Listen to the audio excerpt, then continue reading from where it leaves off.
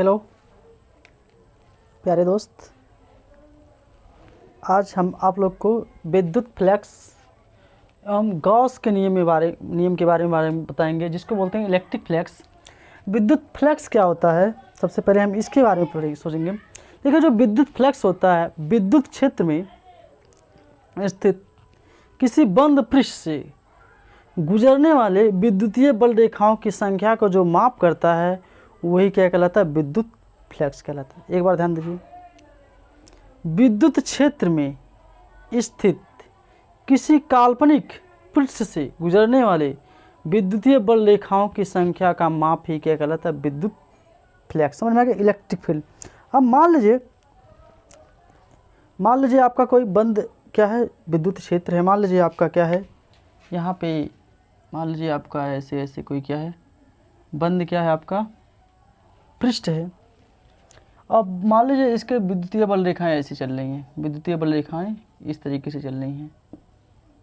विद्युतीय बल रेखाएं क्या करें, इस तरीके से आपका चल रही हैं। तो इन्हीं संख्याओं का माप ही क्या कहलाता है, विद्युत फ्लक्स। विद्युत फ्लक्स समझ में आ गया।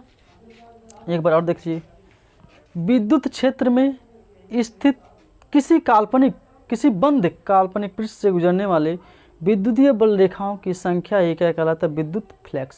समझ में आ गया।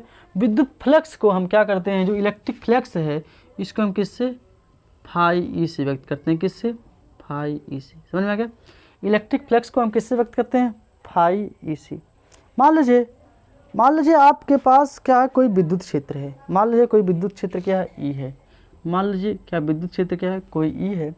और मान लीजिए विद्युत क्षेत्र ई है, मान लीजिए इसमें से हम छोटा सा क्षेत्रफल क्या लेते हैं, ds ले लीजिए, या क्या कह लीजिए, dA ले लीजिए। जो आपका क्या होगा, जो विद्युतीय फ्लक्स होगा, क्या होगा आपका इलेक्ट्रिक जो फ्लक्स होगा वह फाई ई जो आपका होगा, इसका क्या हो जाएगा, समाकलन हो जाएगा E into ds। E into क्या हो जाएगा, ds। क्या हो जाएगा, E इंटू क्या हो जाएगा, ds हो जाएगा। चलिए इसको जब वेक्टर फॉर्म में हम लिखेंगे तब इसको बताया जाएगा। ठीक, E इंटू क्या हो जाएगा, ds हो जाएगा।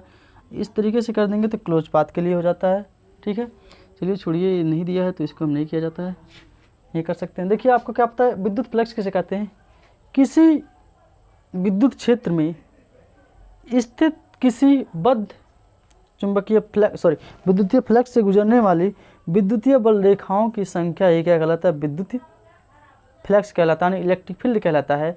और इलेक्ट्रिक जो फील्ड होता है उसको हम किससे व्यक्त करते हैं, फाई से क्या करते हैं, व्यक्त करते हैं। मान लीजिए आपका कोई क्षेत्र है, मान लीजिए आपका क्या पूरा एरिया है, जो आपका क्या पूरा सरफेस मतलब एस है। मान लीजिए इसके चारों ओर जो इलेक्ट्रिक फील्ड है वह क्या है, आपका विद्युत क्षेत्र जो है क्या है, ई है।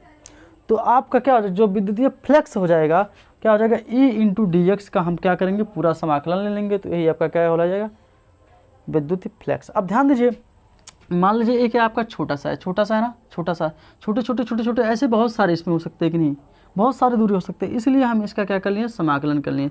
समाकलन का मतलब मैं पूरे पृष्ठ को क्या कर लिया हूँ, ले लिया हूँ। समझ में आ गया। अब मान लीजिए आपका यही जो है, मान लीजिए आपका ये जो आपका क्षेत्रफल है, आपका क्षेत्रफल और क्या हो जाए, आपका विद्युत क्षेत्र किसी कोण पर हो जाए। मान लीजिए ऐसे चल रहा है, मान लीजिए आपका डेल्टा क्षेत्रफल हम यहाँ पे लिए और आपका विद्युत क्षेत्र ऐसे हो जाए, मतलब किसी कोण पर हो जाए, इस तरीके से हो जाए, किसी कोण पर हो जाए। मान लीजिए यहाँ पे थीटा बन रहा है, तो आपका ए हो जाएगा फाई ई बराबर एस पूरे सरफेस के लिए E D S cos theta, ये हो सकता है।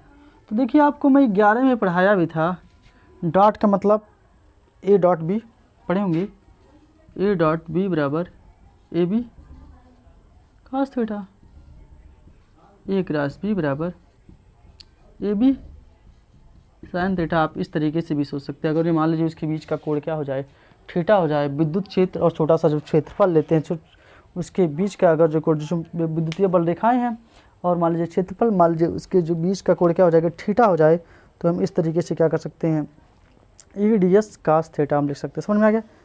और जो आपका ए है, जो ऐसे समाकलन का मतलब ये होता है, इसका संपूर्ण पृष्ठ को क्या कर लिया गया, ले लिया गया। अगर जो आपको ऐसे ना समझ में आया तो आप छोटे छोटे चीज़ों के बारे में छोटे मतलब डी एस प्लस आप जितनी बार लेना चाहते हो उतनी बार ले सकते हैं, ठीक। उसके बाद फिर हम क्या कर सकते हैं, जोड़ सकते हैं। समझ में आ गया।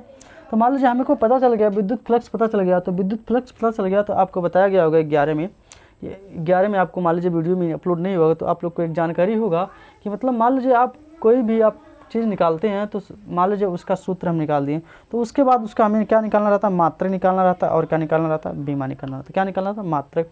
तो हमें पता चल गया इलेक्ट्रिक फ्लक्स क्या होता है, किसी क्षेत्र में किस विद्युत क्षेत्र में स्थित किसी काल्पनिक पृष्ठ से गुजरने वाले कुल विद्युतीय बल रेखाओं की संख्या ये क्या कहलाता है, विद्युत फ्लक्स कहलाता है, इलेक्ट्रिक फील्ड कहलाता है। और उसको हम फाई ई से व्यक्त करते हैं, तो फाई ई बराबर ए इंटू डी एस का हम पूरा समाकलन ले लिए हैं, और ए इंटू डी एस का थीटा। समझ गया।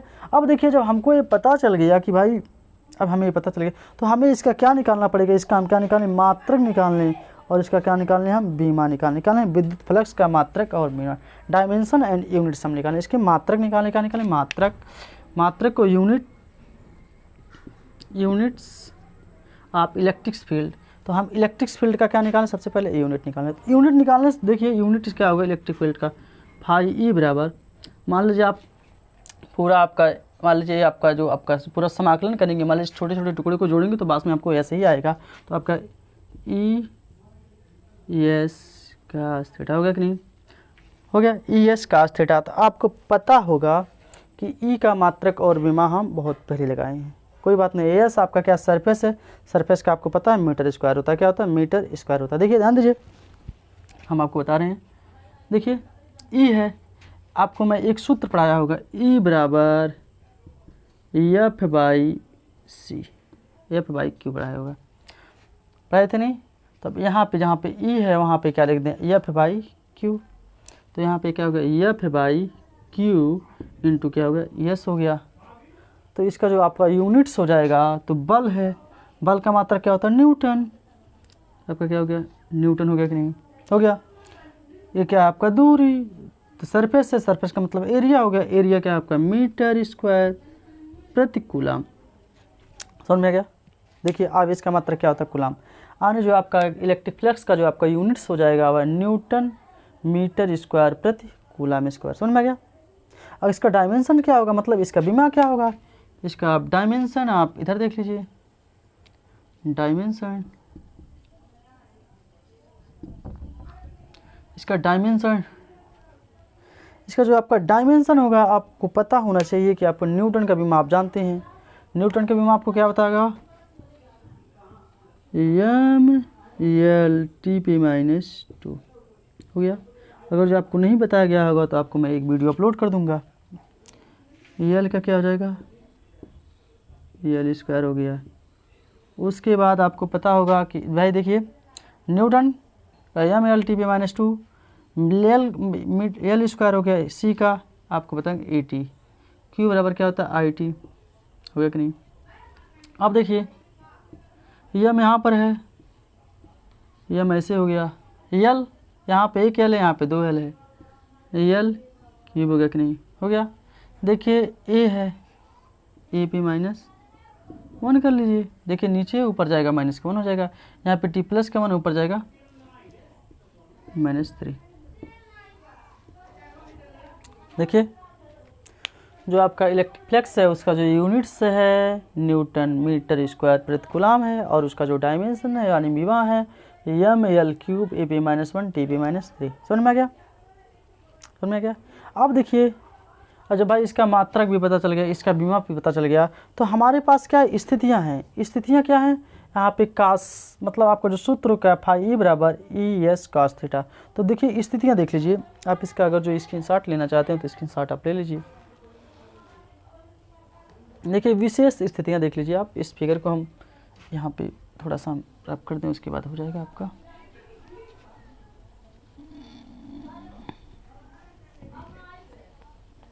देखिए विशेष स्थितियां में आप देख लीजिए, सबसे पहले आप लिख लीजिए फाई ई बराबर क्या होगा, ई एस कास थीटा है।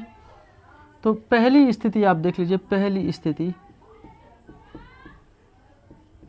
पहली स्थिति कंडीशन, जिसको पहला स्थिति देख लीजिए। पहली स्थिति यदि क्या हो जाए, थीटा बराबर क्या हो जाएगा, शून्य हो जाए। क्या हो जाए, थीटा बराबर क्या हो जाएगा, शून्य हो जाए। जब थीटा बराबर आपका क्या हो जाएगा, शून्य हो जाएगा, तो थीटा बराबर क्या हो गया, शून्य हो गया, तो आपका फाई ई बराबर क्या हो जाएगा, ई एस कास जीरो। तो कास जीरो का मान क्या होता है, 1 होता है। कास जीरो का मान कितना होता है, हो गया E into S, phi E बराबर ई इंटू क्या हो गया, एस हो गया। यहाँ पे आपको जो विद्युत फ्लक्स मिलेगा, नहीं इलेक्ट्रिक फील्ड मिलेगा, वहाँ पे क्या हो जाएगा, आपका मैक्सिमम हो जाएगा। क्या हो जाएगा, यहाँ पे मैक्सिमम हो जाएगा। दूसरा कंडीशन कर दिया जाएगा, थीटा बराबर कितना कर दिया जाए, 90 डिग्री। कितना कर दिया जाएगा, 90 डिग्री कर दिया जाए।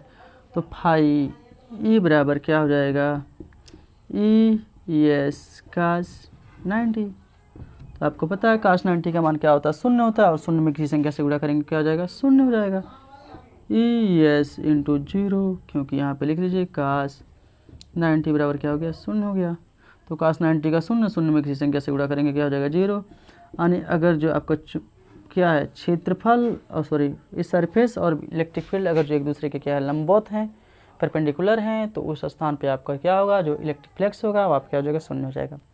और तीसरी स्थिति देख लीजिए, अगर जो एक दूसरे के मतलब 180 डिग्री हो जाए, मतलब थीटा बराबर कितना हो जाएगा, 180 डिग्री हो जाए।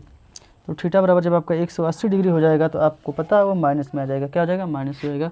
कास 180 का मान क्या होता है, माइनस का 1 होता है। फाई बराबर ई एस कास 180 अंश। तो कास 180 अंश का मान क्या होता है, माइनस का 1, और ये हो जाएगा ई एस कास सॉरी ई एस इंटू -1। इस स्थान पे आपका क्या हो जाएगा, मिनिमम हो जाएगा। तो विशिष्ट स्थितियाँ जो आपका हो गया, आपका स्थितियों में आपका पहले अगर जो हम थीटा का मान क्या लेते हैं, 90 डिग्री लेते हैं, सॉरी थीटा का मान सुन लेते हैं, इसका मतलब ये हो गया जो आपका ई है और एस है क्या एक दूसरे के समांतर हैं। जब समांतर रहेंगे तो वहाँ पे क्या होगा, आपका मैक्सिमम होगा। अगर 90 हो जाएगा तो आपका क्या हो जाएगा, शून्य हो जाएगा। अगर जो 180 हो जाएगा तो आपका क्या हो जाएगा, मिनिमम हो जाएगा। समझ में आ गया, ये आपके क्या है, विशेष स्थितियाँ हैं। समझ में आ गया। तो आपको इलेक्ट्रिक फ्लक्स आपको समझ में आ गया, समझ में आ गया। उसके बाद इलेक्ट्रिक फ्लक्स के बाद आपका आता है गॉस का नियम। तो गॉस का नियम बहुत ही इंपॉर्टेंट है आपको क्लास इंटर के लिए।